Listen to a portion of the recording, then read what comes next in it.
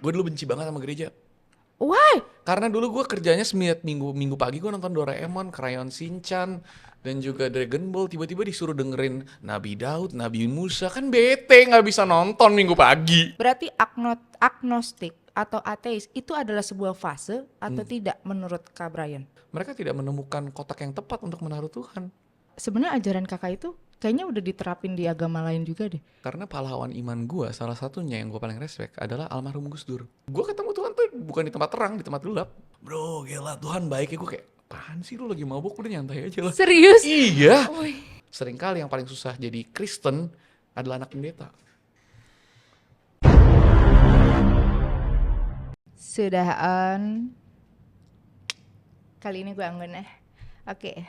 Spada, spadi, spakbor semuanya. Kembali lagi di Kasih Pahim by Phoenix masih sama Demi. Seperti biasa, kita akan ngebahas konten-konten seru sama orang yang pasti spesial dong. Oke, kali ini aku gimana ya? Aku agak deg-degan ya. Karena ini salah satu yang sangat viral di YouTube. Gimana dong? Oke, kita sambut aja Kak Brian. Hai. Hai Kak Demi. Kenapa deg-degan? Jangan deg-degan dong. Aku deg-degan, aku tegang loh ini. Jangan tegang dong, kita Sampai boleh pakai santai baju aja. dingin aja deh, aku takut. Sama-sama anime loh baju kita hari Sama-sama ini. anime. Jadi kita boleh santai aja. Hai Kak, apa kabar? Halo, baik sekali. Terima kasih sudah having me here. Aku yang makasih kakak udah mau datang ke Phoenix. Dan aku banyak banget yang pengen aku tanyain. Aduh gimana dong, gak sabar. Oke, aku langsung aja lah. Lu langsung dihajar dong ya. Gak apa-apa ya, gas kan. Dem. Oke, aku gas. Hari gini masih basa-basi sih. Takut ya, kita intro dulu ya kak. Oke, boleh. Apa Jadi itu? aku sering ngelihat Oh gitu. konten kakak di TikTok. Terus aku lihat di beberapa YouTube. Oke. Dan aku sebenarnya banyak banget di pikiran aku yang pengen aku tanyain ke kakak. Oke. But aku pengen lebih ke arah Gen Z saat ini lah. Oke. First of all, kak, kok bisa sih ngerangkul anak-anak muda gitu dengan yang mau agama gitu kan, kakak ini tatoan gitu. Dan kadang-kadang tuh orang stigma sekarang ya kak ya gitu. Dan how kak? I mean, mungkin karena gue selalu berasa jiwa gue muda gitu ya. Jadi KTP itu pembohong, jangan percaya KTP. Oke, saya percaya itu. Tapi gue juga inget dari awal pas gue kan backgroundnya Kristen kan. Jadi dalam perjalanan spiritual gue, perjalanan iman gue tuh, gue juga dulu kagak mau jadi pendeta, Dem. Cita-cita Lu background kakak apa kalau iman? Kalau iman alhamdulillah Islam. Alhamdulillah Islam dan masa Islam dan semoga terus Islam. Saya juga Kristen dan alhamdulillah masih Kristen dan Kristen semoga gitu. terus Kristen. Walaupun ditanyain terus kapan loginnya. Kapan loginnya? Oh, Dan ditanya terakhir terus ya? dari sisi saya juga ada ditendang, udah ambil aja ya. Dulu cuma ditarik, tapi sekarang ditarik dan didorong. Didorong lagi, Tapi saya masih oke. bertahan, masih Kristen gitu Oke, kan. oke. Tapi dulu pas gua umur 25-an juga kayak mungkin dapat midlife crisis lah ya. Dan Oke. di situ gue mendapat pencerahan gitu. Soalnya gue tuh dari dulu agama itu kayak apa ya, diturunkan lah ya, namanya gue Kristen dari kecil mau nggak mau ke gereja karena punya gue ke gereja gitu kan. Gue dulu benci banget sama gereja. Why? Karena dulu gue kerjanya setiap minggu pagi gue nonton Doraemon, Crayon Shinchan, dan juga Dragon Ball. Tiba-tiba disuruh dengerin Nabi Daud, Nabi Musa. Kan bete nggak bisa nonton minggu pagi. Iya, kalau Nah. saya masih bisa nonton kak, kalau itu. Kamu hari Jumat ya?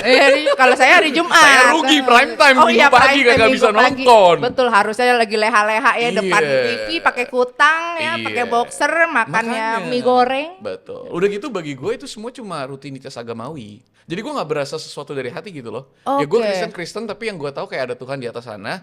Tapi dia tuh kayak sayang gue kalau gue berlaku baik dan dia marah sama gue kalau gue berlaku nggak baik atau dosa gitu. Iya. Ya lama-lama gue jadi males juga kan. Iya, kalau kayak iya, gitu. iya, Ya udah iya. gue kuliah apa semua udah makin jauh. Nah pada saat gue umur 25 tuh lagi seneng-senengnya, lagi party-partinya, lagi clubbing, udah jauhan banget sama Tuhan tuh. Tapi entah kenapa, makanya gue selalu bilang Tuhan tuh baik. Justru di tengah-tengah gue lagi mabok, lagi di sofa, tiba-tiba ada aja temen gue datang terus nongkrong. Bro, gila Tuhan baik ya. Gue kayak, apaan sih lu lagi mabok, udah nyantai aja lah. Serius? Iya. Wih.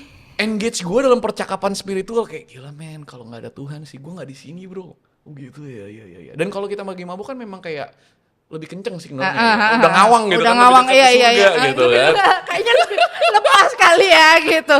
Oke. Nah dari situ gue ketemu Tuhan tuh bukan di tempat terang, di tempat gelap.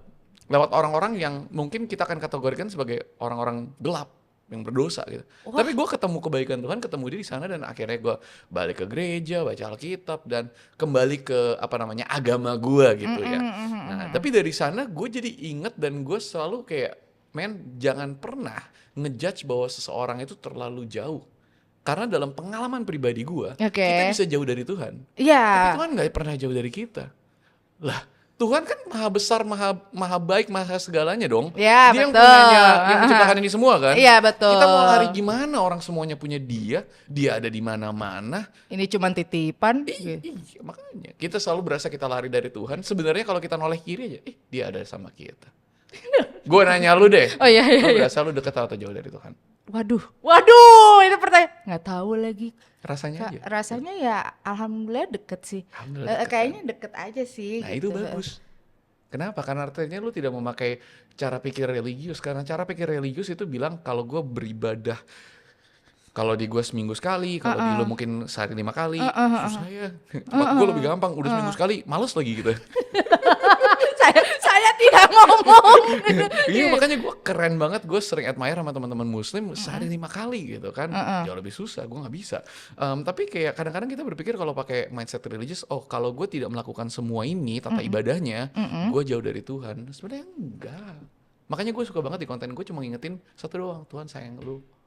Lu mungkin berasa lu jauh, enggak. Lu mungkin lu berasa lu buruk, enggak. Di mata lu buruk, di mata orang tua lu buruk, di mata teman lu buruk, di mata pendeta ulama lu buruk. Tapi di mata Tuhan gue yakin enggak. Di mata dia dia sayang kita. Dia sayang kita ya. Sebenarnya cara sayang Tuhan itu gini nih, kita mulai masuk ya. Masuk. Oke, masuk. Kak, Gen Z. By the way itu adalah generasi favorit gue. Silakan lanjut. Wow. Kayak wow gitu. Gen Z. Sekarang gak tahu kenapa ya Kak, deket banget sama mental health. I don't know why. Mungkin hanya yang nampak saja gitu, sebagian tidak juga gitu. Bukan berarti semua Gen Z itu punya masalah mental health, but kadang-kadang orang tuanya ataupun ya siapapun itu, kamu nih mental health gara-gara jauh dari Tuhan.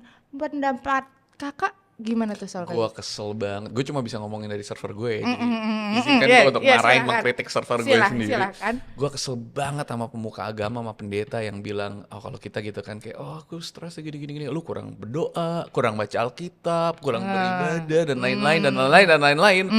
Menurut gue, kenapa gue suka banget sama Gen Z adalah, ya kita bisa bilang generasi ini lembek, tapi for me, it's simply, kita cuma generasi yang aware. Dari dulu juga mental health ada, cuma gak pernah di ngomongin. Mental health di gereja udah parah banget dari dulu. Tapi ditutup dengan ayat, ditutup dengan ibadah, ditutup dengan baca Alkitab lagi, ditutup dengan menyembah Tuhan lagi. Seakan-akan nyembah Tuhan itu, berdoa itu bisa menyelesaikan segalanya. Gue selalu bilang, berdoa adalah langkah pertama dan terpenting, for sure, dari agama apapun. Please betul. Berdoa dulu. Tapi kalau itu hanya langkah kita satu-satunya, I don't think itu akan solve anything. Lu miskin, oke berdoa. Terus coba lu nggak kerja, gimana dapat lotre? Nggak bisa. Miskin, gitu kan. Lu mau dapat jodoh, coba lu di rumah kagak mandi, kagak pakai parfum, kagak main Bumble, mau ngapain? Nggak bakal dapat jodoh. Betul. Lu mau Tuhan ngirim jodoh ke rumah, kagak bakal. Lu kira paket Gojek gitu? Iya benar. Doa adalah langkah pertama, tapi habis itu apa? Manusianya bukan berusaha. Kita harus berusaha. Badan ini tubuh, jiwa, roh. Dan udah terlalu lama pemuka agama, instansi agama, dari Kristen yang dari pengalaman gua, itu tidak mempedulikan mental health. Padahal ada kesehatan rohani, ya kan? Dan ada kesehatan jiwani. Dan jasmani kan beda. Kalau kita sakit badan kita ke dokter. Ya udah kalau kasih lu obat. berasa sakit roh lu, ya udah lu ke pendeta, lu ke ulama, lu ke biksu. Tapi kalau jiwa lu gimana?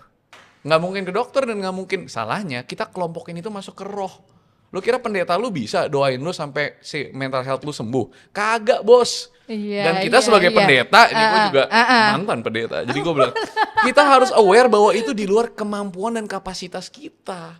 Oh. Kalau ada orang bipolar, jangan lu tengking, lu bilang itu ada setan, diruqyah gitu. Iya lagi, Kagak. kenapa ya kayak Itu gitu adalah ya? masalah mental. Gitu. Jadi kita harus aware. Dan gue seneng banget di beberapa agama, semua agama ada, zaman sekarang kita lebih aware. Kemarin gue dengar ada kiai yang mengadvokat mental health. Gereja-gereja juga terutama di Amerika, di Indonesia udah mulai gitu kan. Yang punya pelayanan psikolog di dalam gerejanya. Gue yakin di Muslim juga ada organisasi-organisasi yang memang mereka sangat mental health aware. Dan juga ya banyak kiai-kiai muda, ustadz-ustadz muda yang gue kenal juga sangat open dan kayak iya perlu gitu kan. Dan lu tau gak sih siapa yang paling perlu ketemu psikolog? Gue percaya setiap dari kita perlu ketemu psikolog. Sama kayak setiap dari kita perlu ke dokter dong. Iya perlu. Tapi siapa yang paling penting? Yang paling perlu? Siapa? Pendeta. Kenapa? Karena kalau di Indonesia pemimpin-pemimpin apakah itu di pemerintahan, di bisnis dan di agama itu sehat secara mental, maka organisasi dan orang-orang yang mereka pimpin akan sehat secara mental. Masalahnya terlalu banyak, setidaknya di Kristen ya, terlalu banyak gereja dan organisasi Kristen yang dipimpin oleh orang-orang yang tidak mengerti mental health dan tidak pernah datang ke psikolog sekalipun. Rohaninya kelihatannya oke. Jasmaninya mungkin oke. Tapi jiwanya, we are bleeding. Dan kita menutupinya dengan topeng rohani, terlihat baik di luar, padahal di rumah, di istri, di pernikahan, di anak, hancur. Makanya banyak, yang gue paling bilang selalu, yang paling susah jadi orang Kristen itu siapa? Pemakai narkoba yang dari broken home dan lain-lain? Enggak. Seringkali yang paling susah jadi Kristen adalah anak pendeta. Oh my God, lagi iya relate ya. Iya lagi. Gak tahu kalau di server sana ya, kalau di server sini sih. Iya. Saya menemukan gak tahu ya, ini bisa relate ke 1, 2, 3, 4, 5 orang yang saya kenal. Ya. Maaf ya, gitu. Tapi gini, apakah itu religious trauma? Yeah. And it's such a real thing, religious trauma itu, dan sampai hari ini tetap kita tidak suka mengungkapkan hal itu. Gue nggak tahu lagi sekali lagi di agama lain, di Kristen banyak banget religious trauma parah. Orang tua gue 10 tahun cinta Tuhan ke gereja, masuk ke dalam gereja dan kita bahkan bilangnya dapur gereja ya. Kenapa? Karena dalamnya menjijikan. Karena sama aja, dalamnya itu manusia doang. Tapi ditutupinya bagus dari luar. Mereka sampai hari ini 10 tahun kagak mau nyentuh gereja lagi. Bahkan karena mereka ngelihat apa ini pendeta-pendeta yang paling top di Indonesia, top dari luar. Alah manusia semuanya. Apa nih gereja, duit doang isinya. Apa nih politik doang, kekuasaan. Akhirnya duit juga sih. Tapi ya itu dia, religious trauma itu banyak banget. And the worst part adalah seringkali kita yang sebagai orang religius nih, bukan pendeta yang paling atas deh, kayak volunteer, pokoknya kayak kita melakukan itu tanpa kita sadar. Tanpa kita sadar gitu. Makanya we have to be more aware on that. Aduh, gue mungkin ya ada salah satu di sini yang agak gitu ya. Tapi Kak, aku pengen nanya, dari religious trauma yang tadi Kakak jelasin, impact-nya kayaknya besar banget ya. Dan itu sekarang ini mungkin impact-nya lagi dirasakan juga nih saat ini. Menurut Kakak, biar impact itu nggak terjadi lagi, apa yang harus kita lakukan? Sebagai apa nih? Sebagai kita umat beragama. Karena di Islam pun juga ada yang terjadi seperti itu. Dan banyak banget case-nya. Sebaiknya nih kita sebagai umat yang beragama, kita harus apa sih sebagai manusianya? Kita sebagai orang biasa dulu ya, gue ngomongin mungkin sebagai, ada dua sisi nih, kita sebagai kayak dari religious instances-nya dan kita sebagai orang biasa. Mulai dari religious instances dulu deh. Kayak contoh gue dulu sebagai pendeta kan, gue selalu bilang pada saat gue jadi pendeta, gue bahkan dulu gue minta untuk, kan gue sempat memimpin gereja tuh. Nah pada saat itu gue bilang jangan panggil gue pastor. Semua orang kan kayak, Pastor Brian, pendeta Brian gitu kan. Ya gue ngerti itu bentuk respect. Tapi itu menaikkan orang kepada level yang lebih tinggi. Seakan-akan gue lebih suci dan lebih tinggi daripada mereka. Gue bilang ke semua anak-anak gue bilang, jangan panggil gue itu. Kenapa? Karena sebelum gue pastor kalian, gue mau jadi teman kalian.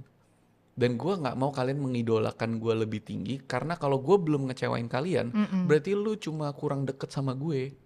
gue ini manusia biasa gitu. I think kita Iya. just have to be more authentic dan sadar bahwa kalau mau titel kita apapun, udah sekolah teologi, udah ini, udah pendeta, udah apa, kita cuma manusia biasa. And pada saat kita bisa relax, santai aja, bos, gue tau lu pendeta, Iya. iya sarjana lu, gelar lu panjang, tapi Ah. lu juga manusia biasa dan it's okay untuk lu nggak sempurna juga. Dan nggak usah tutupin semuanya dengan topeng yang everything's perfect gitu. Now with that, kita sebagai umat beragama, orang biasa juga do it the same. Bahwa agama itu sesuatu yang sangat menarik gitu. Menurut gue itu adalah sesuatu yang sangat suci dan sakral dan Yes. penting for sure.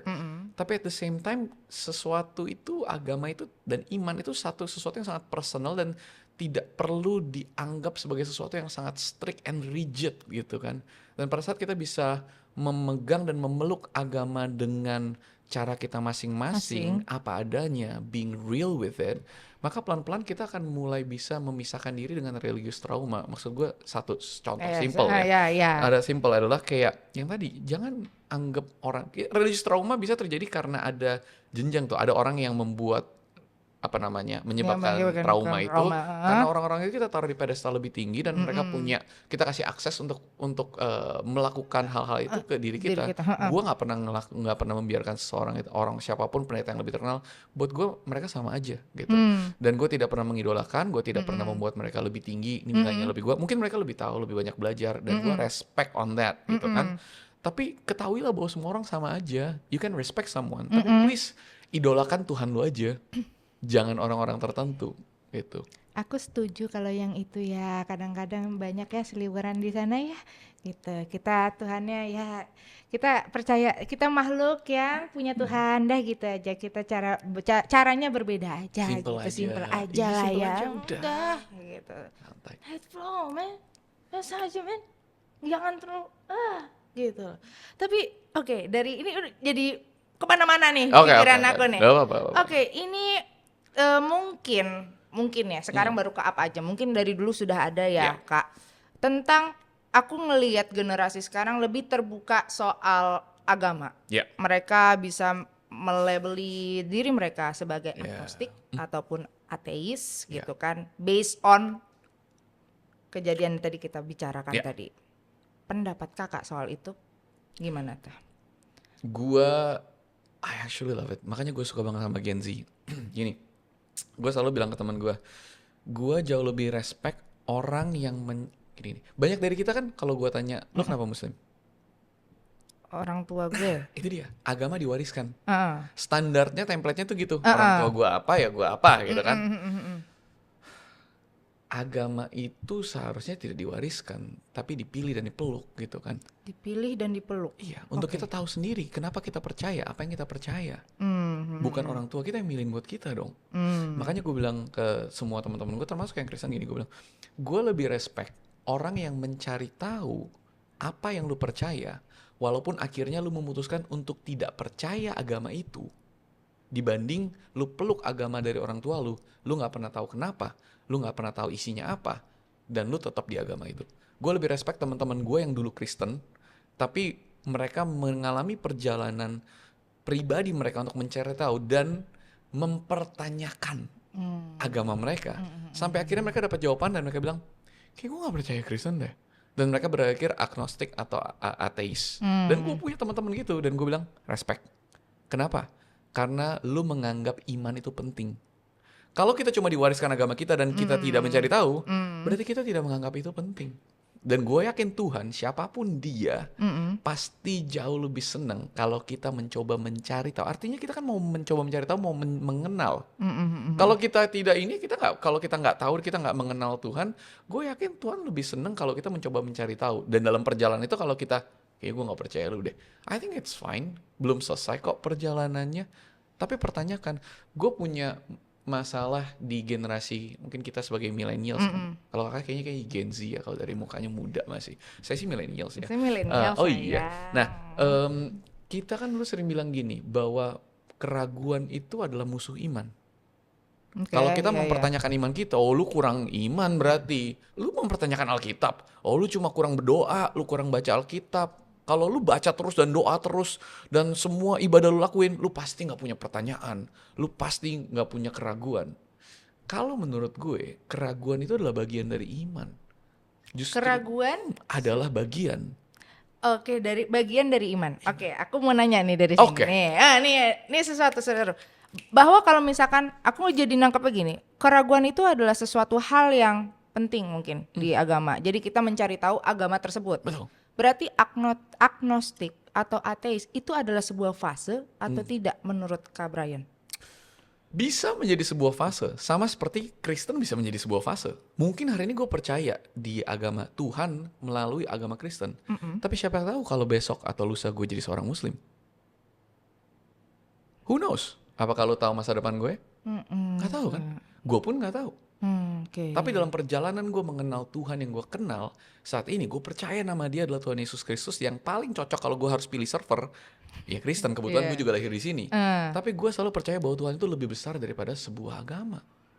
Orang dia yang menciptakan semuanya, besar semuanya. Kita nggak bisa mengkotakkan dia dalam sebuah agama, sebuah cara beribadah.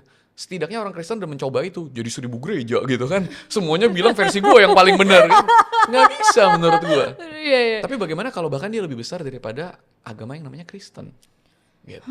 Oke. Nah artinya bagi gue, ya orang-orang yang ateis dan agnostik ini pada saat ini di dalam fase hidup mereka, lewat perspektif dan cara pandang mereka, yang mereka percaya adalah kalau untuk buat gue, mereka tidak menemukan kotak yang tepat untuk menaruh Tuhan. Dari 6 yang disediakan pilihan, kayaknya enggak deh. Ya udah gue agnostik aja deh gitu. Atau gue kayaknya gue lebih enggak lagi deh. Kayaknya gue melihat dia kayaknya enggak ada deh gitu kan. Tapi hanya karena sesuatu tidak terlihat kan sebenarnya bukan berarti itu tidak ada. Iya. Mungkin mereka lagi berada dalam fase yang tidak melihat aja. And that's fine. Itu adalah perjalanan kehidupan. Itu adalah perjalanan kehidupan. Jadi ya kadang-kadang ada bahwa aku mikir juga kan agama itu bisa diwariskan, bisa juga jadi pilihan berarti. Betul. Kan tergantung tentang perspektif orangnya aja. Betul. Gitu. Tapi namanya juga Indonesia. Iya. Indonesia alhamdulillahnya beragam nih agamanya ya gitu kan. Pandangan Kak Brian soal pernikahan beda agama. Menurut Kak Brian bagaimana? Gua dengan sederhana ya. Yang pasti, gue bilang yang pasti dulu. Yang pasti gue tidak akan menjadi orang yang bilang bahwa pernikahan beda agama itu tidak dibolehkan. Gue nggak akan bilang seperti itu. Walaupun di Alkitab gue tertulis tuh katanya jangan gini-gini, tapi itu open to interpretation. Tapi kalau gue dengan langsung bilang enggak, pernikahan beda agama itu nggak akan diberkati Tuhan, nggak bisa gini-gini. Gue kenal orang-orang yang pernikahan beda agama. Ada satu teman gue di gereja, suaminya Kristen, istrinya Buddha. Sampai hari ini pernikahannya lebih harmonis, lebih baik daripada teman-teman gue yang sama-sama Kristen udah cerai mereka. Jadi gue nggak bisa bilang langsung, nggak bisa.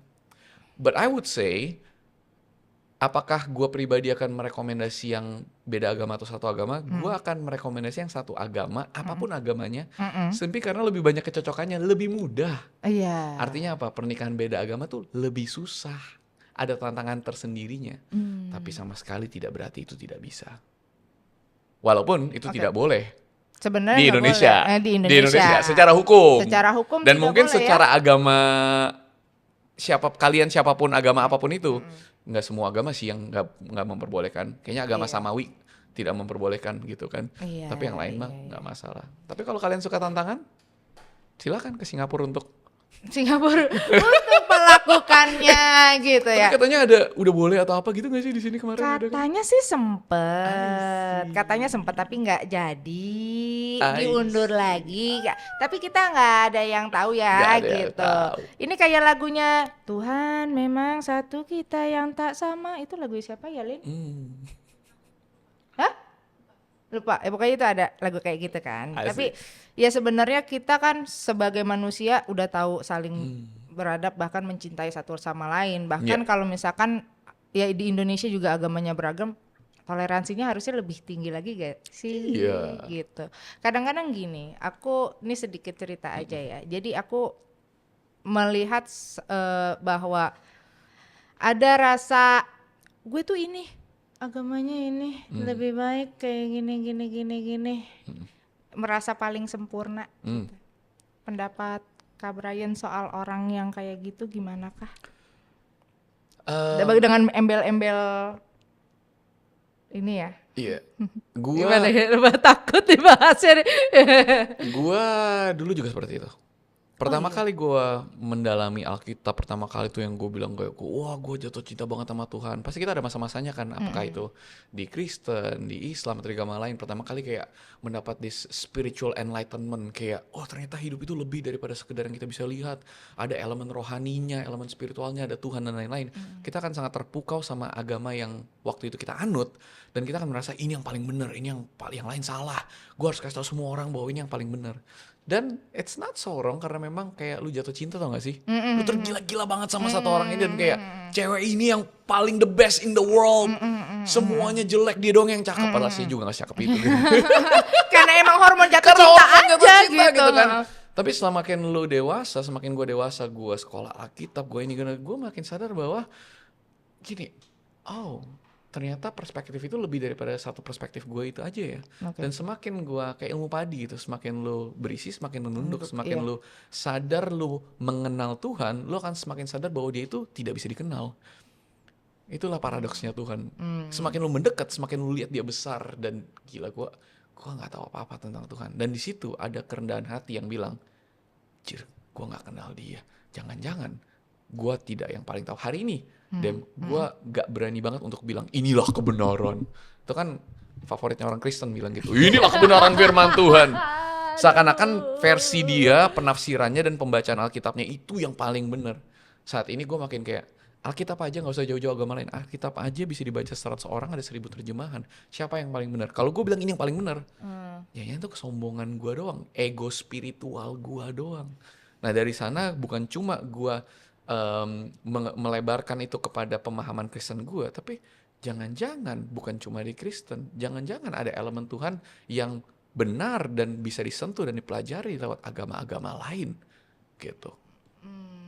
Dan menurut gue Oke. kita bisa kayak apa ya, ngelihat Tuhan itu besar banget. Kita semua mencoba melihat dia dari sudut pandang masing-masing. Pernah dengar analogi gajah nggak? Iya, tahu. Tahu kan? Ada gajah, kita orang gitu buta ya. pegang bagian-bagian yang berbeda. Ada yang bilang Ini kayaknya panjang deh ini belalainya. apa? Ini Iya. buntut nih. Iya, mungkin kayak gitu. Nah, kita biasa bilangnya itu pluralisme kan, bahwa semuanya itu satu gitu kan. Maybe not. Gue makin sini makin gak berani bilang pasti. Maybe gitu kan. Karena apa yang pendapat gue tentang Tuhan tahun depan juga bisa berubah. Gue makin takut sama pendeta-pendeta dan orang-orang yang bilang ini pasti Tuhan tuh pasti gini. Dan biasanya mereka punya part time job, megangin kunci surga. Oh lu gak mungkin masuk, lu fix neraka. Gak mungkin. Kali ini aku speechless boleh? Iya aku pernah dengar yang kayak gitu Kak. Dan iya ya, kenapa ya? Aku ini mau nanya boleh gak sih ya? Boleh dong. Boleh dong ya. Boleh. Mentok nanti kita delete. Kak, sekarang gini, misalkan ya, aku boleh bilang bahwa kan ada Kristen itu yang sekarang aku tahu, ada 2, ya kan ya, ada Kristen Protestan, Iya. ada Kristen Katolik, Iya. iya. Iya. Aduh, boleh gak? Boleh ya. Iya, mentok-mentok kita nggak bisa marah gimana, minoritas kok nggak mungkin iya, disomasi. iya. Makanya gue di sini. Oh, iya, Banyak iya. yang bilang, ayo login dong ke Islam. Gue kayak gila kalau gue ke Islam mati gue, banyak banget yang gue akan kacaukan. Kalau di sini enak ngacauinnya, paling-paling juga dihujat di sosial media mentok. Nggak apa-apa, nggak bisa apa-apa orang Kristen. Ya silakan. Kalau boleh ya ditanya. Boleh. Kalau Kristen progresif? Wah. Nah itu sesat tuh. Hati-hati lu kalau Kristen progresif. Sesat tuh, masuk neraka tuh. Apalagi tuh yang sering ngomong tuh yang tatoan rambut panjang gitu. Fix itu pendeta sesat itu. Aduh. Iya. Gimana Jadi, pertanyaannya, Pak? Pertanyaannya adalah kenapa aku melihatnya, aku sering menanyakan gitu ya sama anak-anak magang gitu yang Kristen gitu. Mereka tuh kayak, Kak ini kan aku suka deh sama ini gitu. Karena ajarannya menurut aku rangkulannya gampang. Tapi mereka ada kebimbangan di situ. Kak, menurut lo Tuhan itu berapa? Dia nanya. Soalnya kalau di Kristen progresif, gue ngerasa gue cukup percaya sama Tuhan, gue beribadah semampu gue bukan berarti gue nggak ibadah gue jahat gitu. Menurut lo anak-anak muda ini perlu diajarin apa ya Kak? Misalkan progresif ini, aku bisa, aduh gue salah gak sih ngomong kayak gini? Nggak ada yang salah. Nggak ada ya, aku aman. ngomong bahwa sebenarnya ajaran kakak itu kayaknya udah diterapin di agama lain juga deh. Kemarin kan gue rame banget gara-gara keluarin satu kata itu kan, Kristen progresif kan. Kenapa gue bahkan pakai kata itu? Karena pahlawan iman gue, salah satunya yang gue paling respect adalah almarhum Gus Dur. Kemarin gue baru bikin recording sama anaknya, Inai Wahid. Iya, aku nonton. Seru habis. Dan Gus Dur walaupun dia tidak akan melabel dirinya Islam progresif, tapi banyak yang orang yang menaruh label itu kepada dia, dan gue respect banget cara pikir itu. Dan gue kayak, jir ini orang Kristen kok kolot banget sih, kayak, dan saat ini mereka komplain progresif. Ini orang Kristen lupa nih, kalau Gus Dur nggak Islam progresif, cara pikir dia nggak progresif.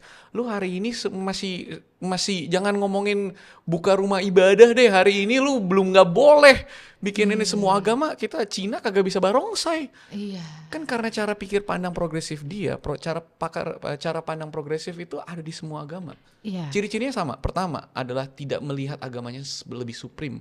Bukan gue yang bener lo yang salah, tapi merespek semua. Juga ada elemen pluralisme yang tadi gue bilang, yaitu kayak jangan-jangan bukan gue doang, tapi setiap agama juga punya kebenarannya masing-masing untuk melihat Tuhan.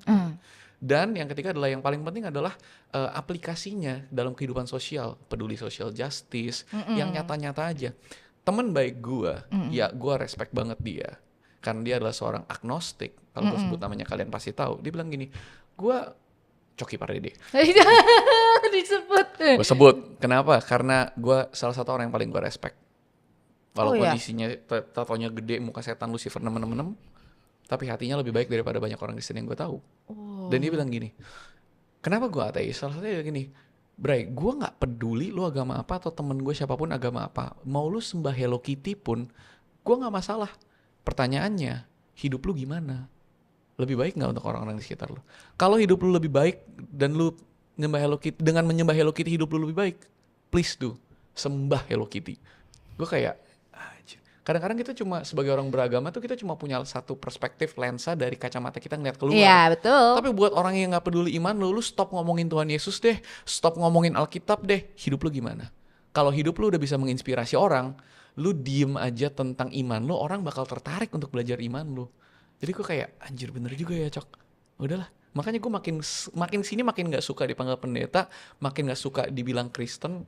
Panggil gue ateis aja juga gak apa-apa. Yang penting hidup gue gimana. Ya betul, gitu. betul. Ya sekarang mah udah banyak ya template-nya ya. Ada label ini. Ente belakang layar. Nah, untuk nyelesain balik ke yang tadi ditanyakan, perlu diajarin gak gini gitu? Yes and no, dalam arti kata, balik lagi ke gue adalah makin sini orang yang makin praktikal. Kayak setiap dari kita punya perjalanan masing-masing. Daripada kita ngajarin orang, mendingan kita nyontohin orang lewat bagaimana kita hidup bermasyarakat dengan yang sama agama dan terutama yang beda agama. Dan kalau kita bisa hidup dengan begitu menariknya, karena hidup kita itu mencerminkan kepercayaan kita dan mencerminkan Tuhan yang kita sembah, maka orang akan belajar sendiri. Ingat, anak-anak itu tidak belajar. Children don't listen to what you say. They don't do what you say. They do what they see. Anak-anak itu tidak melakukan apa yang mereka dengar, tapi mereka melakukan apa yang mereka lihat. Monkey do, monkey does. Iya. Ya udah, simpel aja kan. Iya, betul. Oke. Kok cepet banget ya 35 menit ya? Padahal galiannya tuh kayak seru soalnya sih. kalau ngomongin ini. Oke. Kita ke segmen terakhir, kasih paham ya guys. Oke. Udah, kan? Kelihatan nggak? Kelihatan. Nah gitu dong, backgroundnya putih, Lin. Tadi sempet ngeblank gitu. Gimana dong? Meta on. Wih, cakep. Bisa nembak laser tuh. Shot. Itu bisa melihat dosa orang ya? Wah, ini bisa. Saya tutup lagi ya. Oke. Kak Brian. Ya. Kasih paham aku. Oke. Apa itu? Soal toleransi yang tinggi di Indonesia. Kalau menurut gue toleransi udah kayak jadi buzzword ya sekarang. Kita selalu bilang toleransi, toleransi, toleransi, toleransi. Tapi balik-balik pada akhirnya eksekusinya apa? Practically itu apa sih? Kalau buat gue pribadi, toleransi itu nggak cukup. Kenapa? Kata toleransi itu datang dari bahasa Inggris yang tolerate. Artinya, lu melakukan sesuatu yang gua nggak suka, ya udahlah gua toleransikan. Itu sebenarnya bukan kata positif, itu adalah kata negatif. Gitu. Menurut gua, yang gua jauh lebih suka dan gua harap satu hari kita lihat adalah kata-kata inklusif. Dimana misalnya kita beda agama, bukan cuma ya udah lu ibadah agama lu, gua ibadah agama gua, kita nggak akan berhubungan tapi kita sama-sama toleransi. Tapi why don't we include each other? Kalau Natalan nih bagi-bagi makanan, bagi-bagi ini. Kalau nggak boleh salam nggak apa-apa, katanya salim, kata Habib gue. Dan kalau misalnya lagi Lebaran, boleh nggak bagi gue ketupat lu, opor ayamnya. Dan di dalam inklusivitas, dimana kita tidak perlu berbagi agamanya, kita tidak perlu berbagi iman dan pahamnya, kita perlu berbagi cintanya. Makanya gue bilang toleransi dalam beragama oke, tapi kolaborasi dalam cinta itu jauh lebih keren. Dan kolaborasi itu berbicara tentang inklusivitas. Oke, mungkin kita beda kepercayaan, tapi kita sama-sama manusia, kita sama-sama rakyat Indonesia, kita sama-sama suka makan Indomie kalau udah tengah malam. Ya udah, kita di situ aja. And I can love you, you can love me, despite apapun yang kita percaya. So, we are humans. That's it. Masa begitu ya? Ko Brian, aduh, sumpah ini karena terpaku durasi, padahal gue mungkin ada part 2 ya, boleh kali ya, mungkin ya. Oke. Kak Brian, terima kasih banyak, sudah banyak, aku membuka perspektif baruku. Terima kasih sudah meluangkan waktunya di sini. So guys, thank you for watching. Jangan lupa di comment, like, and subscribe. So see you another time. Bye bye. Bye.